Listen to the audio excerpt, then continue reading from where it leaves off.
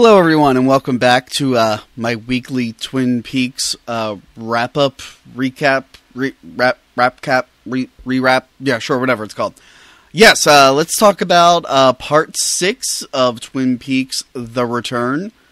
The episode starts off with probably the most interesting plot line of the show, the saga of Dougie Jones, aka Dale and Dougie's body. Real interesting. Once again, he had to be driven home because he doesn't know where he lives, and he just gets lucky. He's still struggling to find out who he was. He gets a message from the one-armed man, Mike, who tells him that he has to wake up and that he shouldn't die. Specifically, he says don't die, which would be great if someone told me that every single day. Yeah, so somehow Dale is able to do Dougie's work and point out, like, he starts scribbling. Whatever powers he has from the Black Lodge are continuing to help him for some reason. So he was able to make connections in this case file that he had that proves that Tom Sizemore did something illegal at his work. And his boss is suddenly on board with him. Meanwhile, his wife, Naomi Watts' character, ends up paying off his debt to, I don't know, the loan sharks that he borrowed money from for betting on a game. She chews him out, saying, you know, she talks about how she's poor and how their interest is totally screwed up. So she pays him the $20,000 plus $5,000, not the $50,000 that they wanted. So they seem to take it. They seem fine, but they're not the only ones after Dougie. We realize that there's two groups of people after Dougie, and one of them is by the I have his name written down. Because, you know, last episode I fucked up everyone's names, and everyone's gave me shit about it. Where is he? Okay, Duncan Todd, Patrick Fischler's character. He's apparently out for Dougie, too. And he hires this, like, dwarf dude, a very tiny man, to take out Dougie and a girl named Tammy. And he fucking kills Tammy pretty violently. One of the most violent things I've seen on television in a while. And then he takes out the rest of the building. Just this tiny little dude. Super muscular. It's weird. I don't know what... David Lynch loves tiny people. Not the one who accused him of being a rapist, obviously, because he turned him into a tree. Yeah, so it's going to be interesting to see how that ties into everything. I want to know who Duncan is working for. I wonder if he's working for Bob. I'm not sure. Bob actually isn't in this episode. The, Cooper Bob is nowhere to be seen. But we do get a follow-up, and this is probably the biggest moment of the episode. Probably the season, probably the entire show ever. Gordon, sends Albert to go get someone. We saw that a few episodes ago. Albert, goes into the bar. We see a girl with platinum blonde hair, and then he says the name Diane. Now, if you're a true Twin Peaks fan, you know that Diane is Agent Dale Cooper's assistant. And we never actually saw her. He would always be on the phone with her or sending her audio tapes. I think in Fire Walk With Me, there is a deleted scene that introduces Dale Cooper where he's in Diane's office talking to her, but you don't actually see her and she doesn't talk back. So we finally get to see Diane. It's Laura Dern, who is a longtime regular in David Lynch's work. So, real interesting to see what happens there. So, Coffee was able to jog Dale's memory. Seeing a picture of the cops is able to jog Dale's memory. I'm wondering if Diane is the one to finally bring Dale back all the way into the real world. It's going to be cool to see. Update on Hawk.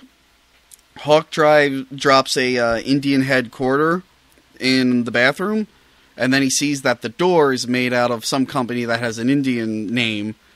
He rips the door open. He finds notes. Now, we're not sure if the notes are like maybe something from Laura Palmer's notebook. Maybe Dale wrote something. Maybe Leland wrote something. They could be Major Briggs. We all know he disappeared. Real interesting to see what happens there.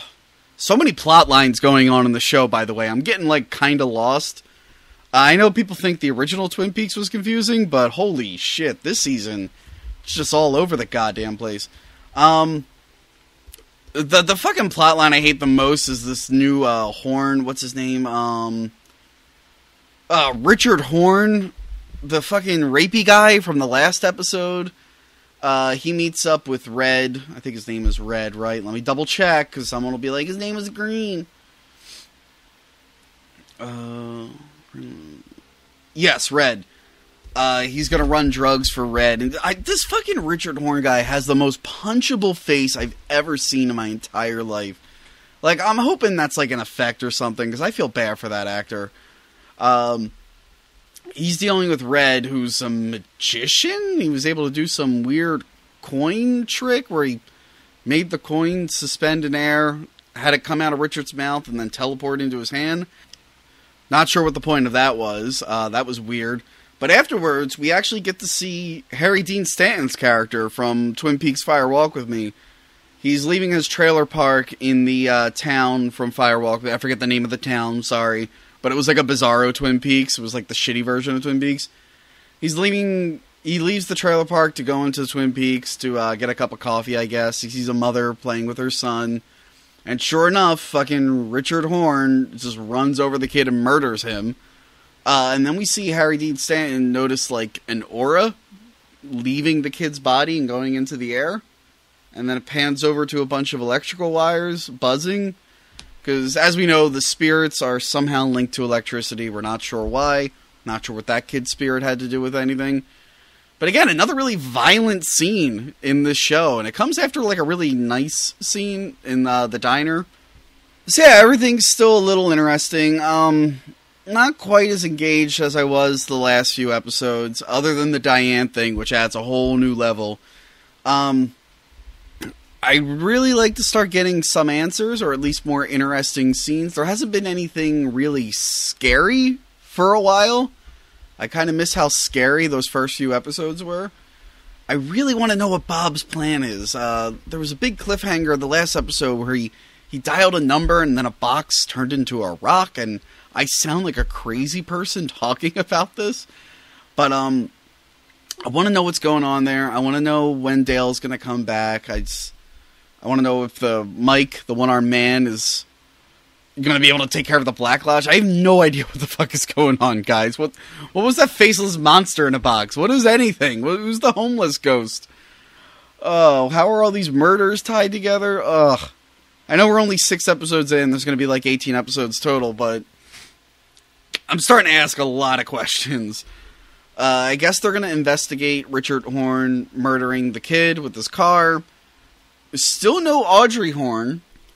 We saw Ben Horn and his brother in like the very first episode, and his assistant played by Ashley Judd, and we haven't seen them since. The show takes like really long breaks in between characters, whereas the old show, pretty much every character in that show had a moment in every single episode, you know, give or take a few episodes. But yeah, there's so many people that we were reintroduced to that we haven't seen. There's Sarah Palmer still watching nature documentaries, I guess. We haven't seen James at all. I really want to know if Bobby Briggs is Shelley Johnson's daughter's father? Yeah, so a lot more questions this episode, not many answers. I want to know what the hell is going to happen with the tiny assassin. That's actually pretty interesting. So, yeah. Sorry if this one was a little rambly. This episode was kind of all over the place, so I ended up rambling all over the place. Hopefully the next episode I'll be able to make more sense of it. Who knows? Anyway, thanks for watching, guys. These videos are doing better than I thought they would. Really appreciate you guys coming back week after week to watch them. And, yeah, see you next week.